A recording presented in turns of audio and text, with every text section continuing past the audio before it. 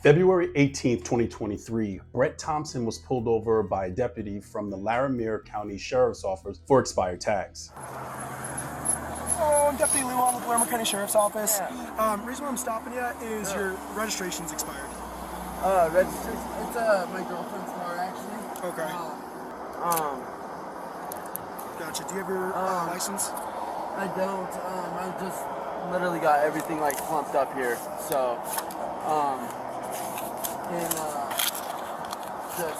sorry, everything's just mumble jumble, you know. And then I got the little kitten in here too. Can you take the keys out of the ignition for me? I appreciate it. Yeah. Oh, out of the ignition? What's your girlfriend's name? Victoria Dominguez. The officer already has some red flags in this stop where he has asked him to take his keys out of the ignition, which is a common tactic that police use so that the person doesn't drive away. Also, when a person does not have a physical identification or driver license, that is a definite red flag, which may have led the officer to say that I'm going to have you take the keys out of the ignition. What's your last name? Jones. Jones? Yeah. What's your first name? Jacob. Where are you heading to? I was literally getting ready to turn back around because I forgot, a bag and stuff like that. Where are you heading now? I was heading to Loveland. You're heading to Loveland? Yeah, but I figured it'd be quicker to turn around like right here and then like go back to grab the bag that I missed.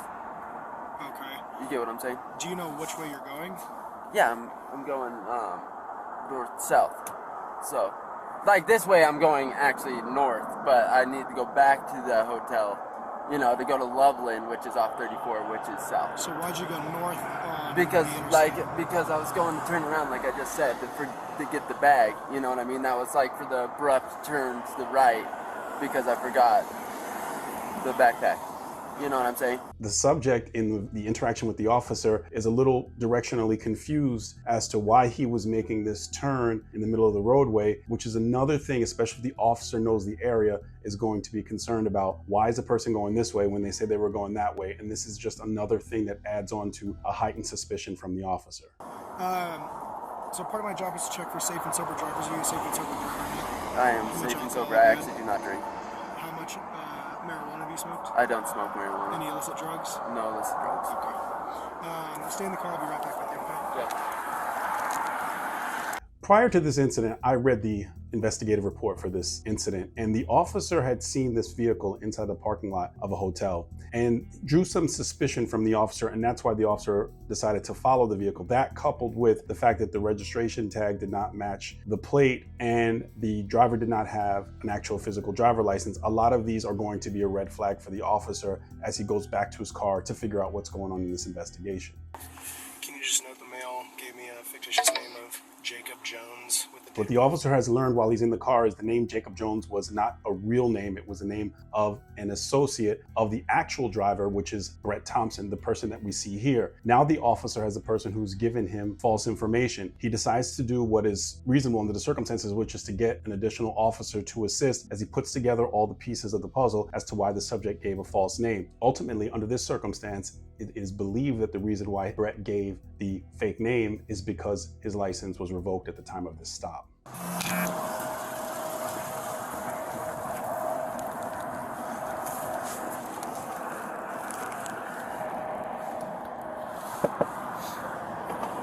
gonna roll down the window for me?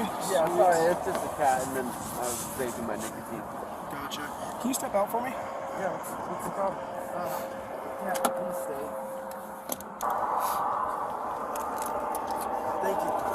To this point, the officer has done everything pretty much by the book, done his investigation, figured out who the subject really is, gotten a backup officer in order to conduct an arrest or take the subject into custody. From here, things start to go south very quickly. Don't keep your hands where I can see them. Yeah. Come back here. I'm gonna pat you down just to make sure you don't have any weapons on you, okay?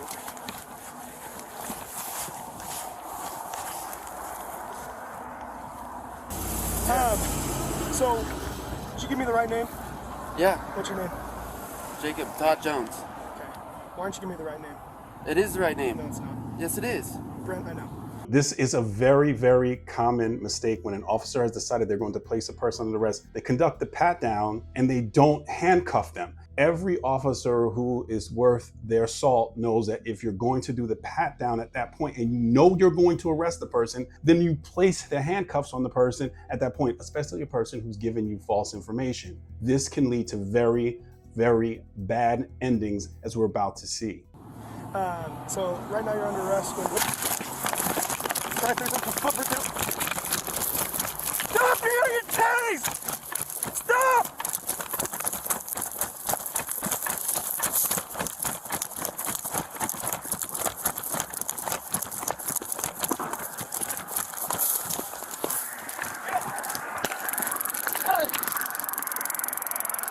Shit!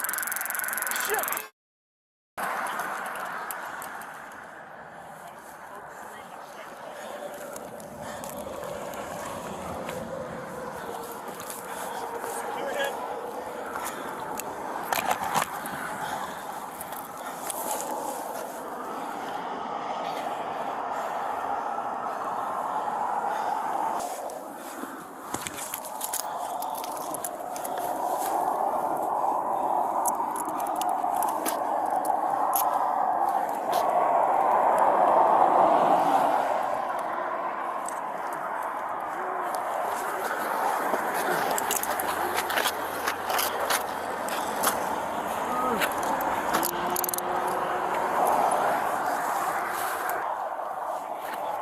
Hey, man. Hey, stay with me.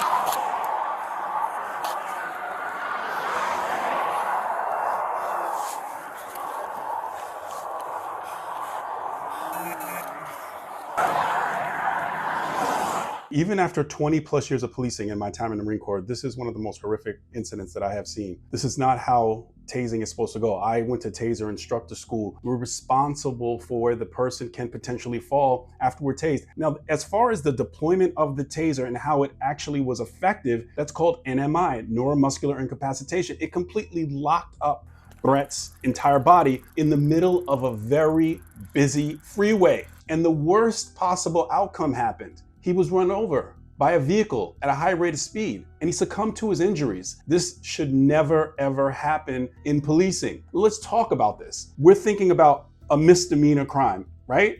We have a traffic situation, and maybe the investigation can lead to something more. What are some other options here that we could have potentially done? Can he just run away and we know who he is and we submit a warrant and get him later and not chase him across a busy freeway, because the officer is also placed in danger and the citizen who may swerve is also placed in danger under this type of circumstance. So we get him another day for this misdemeanor or whatever charge that it potentially is. We have to think about what works under the circumstances. I know it's a rapidly evolving situation, and I've been in those, and I have the benefit of 20/20 hindsight. But this is the kind of video that I want to help other officers and other people so that this doesn't happen again. This cannot happen. I get chills in my arm when I think about this and the passion that I have for my profession of policing. This is not how it's done. And unfortunately, this young man lost his life. Do I think the officer had bad intent when he did it? No, but that does not absolve him from being better at what he's supposed to do. Ultimately, the officer was not charged criminally. However, there was a $5 million lawsuit that was won by the family. That does not replace their child. Brett did some things wrong. Yes, he lied to the police. He ran from the police, and ultimately he ended up dying. But that does not mean that over running from the police, it should be a death sentence. It should not be. We have to be better. And the onus is always on the professional. We're trained to deal with people who run, people who have drug addictions and everything else, and we have to be better. I hope that helps someone, because this situation was extraordinarily unfortunate and Brett did not deserve to die that day.